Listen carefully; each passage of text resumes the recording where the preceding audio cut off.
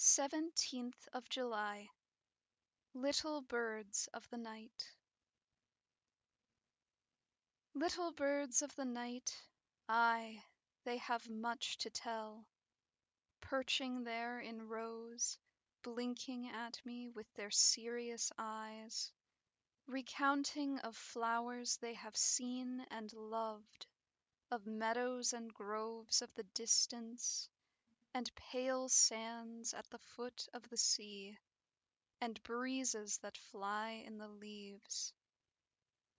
They are vast in experience, these little birds that come in the night. Stephen Crane, 1871 through 1900.